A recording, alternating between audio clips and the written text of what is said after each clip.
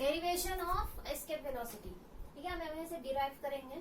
तो हम पहले ही for object of mass m के लिए ही लेंगे। जैसे एक ऑब्जेक्ट है जिसका मास है m, बट हम दो तरफ इसे कैलकुलेट करेंगे।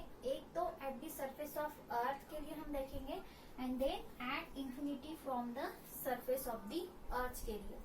तो हमें पता है जैसे काइनेटिक एनर्जी क्या होती है, half mv², okay, that is a kinetic energy. But हम किसका डिराइवेशन कर रहे हैं, एस्केप वेलोसिटी का, तो हम यहाँ पे लिख देंगे एस्केप वेलोसिटी, ठीक है। Kinetic energy is equal to what, half mv²। Then potential energy आपका अर्थ के केस में आप यहाँ पे क्या लोगे, पोटेंशियल एनर्जी mgh नहीं लेना है आपको क्या लेना है, अर्थ के केस में ग्रेविटेशनल पोटेंशियल एनर्जी का फॉर्मूला या फिर इक्वेशन क्या होता है, दैट इज gm अपॉन क्या होगा r, and it is negative, ठीक है। तो यहाँ पे हमने अभी r+h क्यों नहीं लिया, तो यहाँ पे आपका जो ऑब्जेक्ट है वो on the surface of the earth पे है। तो मैंने आपको क्या बोला था, जैसे अर्थ की सरफेस पे अगर आपका ऑब्जेक्ट होता है तो from the centre of the earth to that point this is the capital R, ठीक है ना, is the distance from the center of the earth.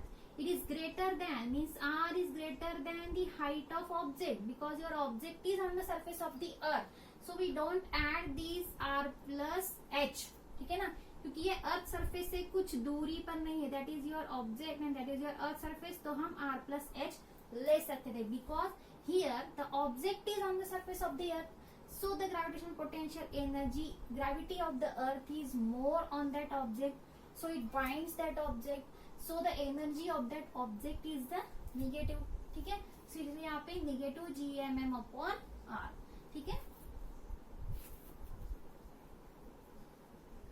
हाँ, then at infinity from the surface of earth, ये हम किसके base में निकाले, due to according to the conservation of law of energy, ठीक है। तो conservation of law of energy क्या होता है, E1 is equal to what, E2, ठीक है। तो ये हम निकाल रहे फॉर E1 के लिए, ठीक है।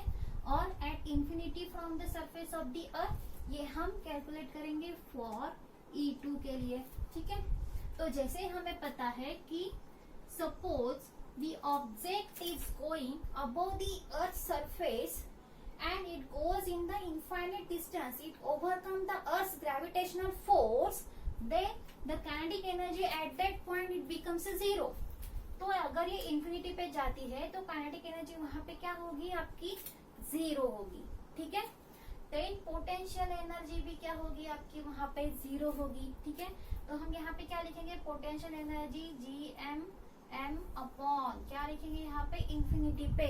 अगर किसी भी चीज को हम डिनोमिनेटर में इंफिनिटी लिखते हैं तो इसकी वैल्यू भी क्या होती है, इज इक्वल टू जीरो। हम ये कंसीडर करते हैं कि इंफिनिटी पे है, ठीक है। तो इंफिनिटी पे अगर है तो ये भी वैल्यू आपकी क्या हो गई, पोटेंशियल एनर्जी जीरो हो गई, ठीक है। कौन सी भी ऑब्जेक्ट अगर इंफिनिटी डिस्टेंस पे जाती है तो उस ऑब्जेक्ट के ऊपर अर्थ का ग्रेविटेशनल फोर्स कुछ भी नहीं होता, ठीक है। अगर अर्थ का ग्रेविटेशनल फोर्स कुछ भी नहीं होता है तो वहां पे आपकी पोटेंशियल एनर्जी भी क्या हो गई, जीरो हो गई, ठीक है। तो यहाँ पे -gmm upon infinity is equal to what, zero. तो यहाँ पे हम लिखेंगे जैसे अकॉर्डिंग टू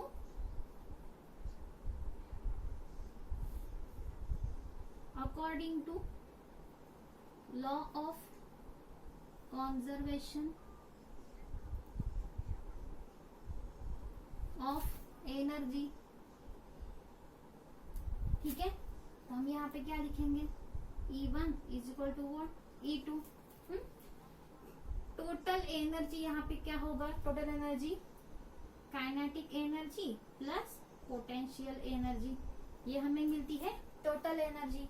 तो हम E1 के लिए क्या लिखेंगे, जैसे हाफ mv² एस्केप वेलोसिटी के लिए, ठीक है, प्लस क्या लिखेंगे, -gmm अपॉन r लिखेंगे, ठीक है, इज इक्वल टू, अभी यहाँ पे काइनेटिक एनर्जी और आपकी पोटेंशियल एनर्जी दोनों भी 0 0 है, तो यहाँ पे क्या होगा, ऑब्वियसली 0 ही होगा, ठीक है। E2 के केस में यहाँ पे आगे क्या होगा, यहाँ पे जैसे प्लस माइनस है तो माइनस, तो half m v square escape velocity minus G M m upon what R, ठीक है। तो अभी इज इक्वल टू ये 0 है, तो इज इक्वल टू 0 है तो हम यहाँ पे क्या लेंगे, मैं ये रब करती हूँ।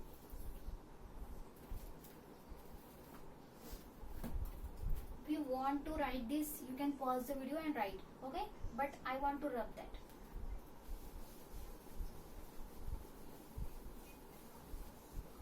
ठीक है, let's see यहाँ पे is equal to what, half mv square escape velocity minus G M m upon R is equal to 0। तो फिर से यहाँ पे लिख देती हूँ मैं,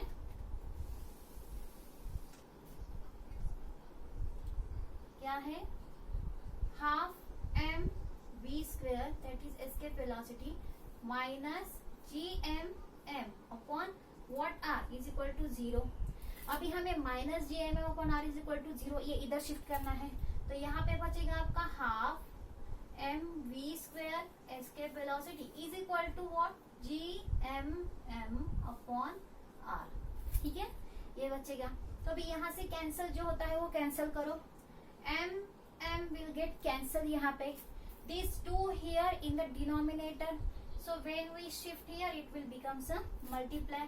तो यहाँ पे बचेगा आपका v square escape velocity is equal to 2 G M, ये 2 हमने इधर शिफ्ट किया, ये डिनोमिनेटर में था, डिवीजन में था, यहाँ पे ऊपर में जाके इसका मल्टीप्लिकेशन होगा 2 G M upon that is R, ठीक है।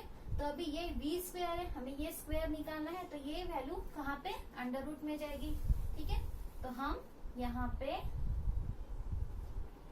v escape velocity is equal to what, under root 2 G M upon R लिखेंगे, ठीक है। तो अभी हमें यहाँ पे क्या करना है, जैसे ये जी एम अपॉन आर है, तो जी एम अपॉन आर ये सिमिलर इक्वेशन हमें किसकी तरह दिखता है, that is we know that g is equal to what, G M upon R square, ठीक है ना। Small g is equal to क्या होता है, G M upon R square. Acceleration due to gravity on the surface of the earth, G M upon R square. तो ये are square, तो G M की वैल्यू वहां पे क्या हो जाएगी, G into R square is equal to what, G M, ठीक है।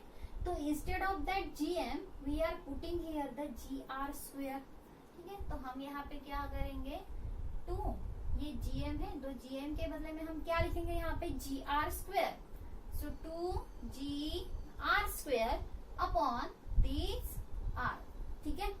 So this R square and this R will get cancel, यहाँ पे ये कैंसल हो जाएगा, तो 2 जी आर बचेगा, ठीक है। ये आर इस आर से कैंसल हो गया, तो यहाँ पे क्या बचा, 2 जी आर। तो अभी हमें यहाँ पे पता है, जैसे 2 जी की वैल्यू यहाँ पे क्या होती है, 9.8 होती है ऑन द सरफेस ऑफ अर्थ, ठीक है। और आर की वैल्यू हमें पता है क्या होती है, रेडियस ऑफ अर्थ।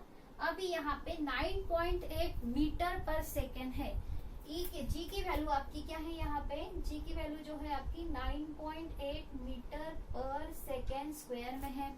अगर आप रेडियस ऑफ अर्थ 6400 किलोमीटर में लेते हो, तो यहाँ पे आपकी अर्थ रेडियस है किलोमीटर में एंड आपकी जी की वैल्यू है मीटर में, तो आपको इसे किलोमीटर में कन्वर्ट करना होगा, या फिर आप इसे 6.4 इंटू 10⁻⁶ भी ले सकते हो, ठीक है। एक तो आपको क्या करना पड़ेगा, 9.8 को आपको 1000 से मल्टीप्लाई करना पड़ेगा, 1000 से आप मल्टीप्लाई करते हो तो it will become in the kilometre. आप ये भी लिख सकते हो इंटू 6400 एंड इंटू 2, ये एज इट इज रहेगा। एक तो ये कैलकुलेशन आप कर सकते हो, या फिर आप 2 इंटू 9.8 मीटर पर सेकंड में है, तो आप ये 6.4 मीटर में भी ले सकते हो, 6.4 इंटू 10⁻⁶, ठीक है। वैसे इसकी वैल्यू कैलकुलेट करके रखी है, इसका पूरा मल्टीप्लीकेशन जो आता है वो आता है आपका, क्या आता है, under root 2 into 9.8 into 6.4 into 10⁻⁶ का जो आपका मल्टीप्लीकेशन है आपकी जो एस्केप वेलोसिटी है वो आती है 11.2 किलोमीटर पर सेकेंड। आपको इसका कैलकुलेशन करना नहीं है, ठीक है, ये ऑलरेडी पहले से वैल्यू निकाल के रखी है। सिर्फ आपको ये याद रखना है जब आप ये वैल्यू ऐसे लिखेंगे तो इसका जो मल्टीप्लिकेशन आता है वो आता है 11.2 किलोमीटर पर सेकेंड। ये होती है आपकी एस्केप वेलोसिटी फॉर अर्थ के लिए, ठीक है।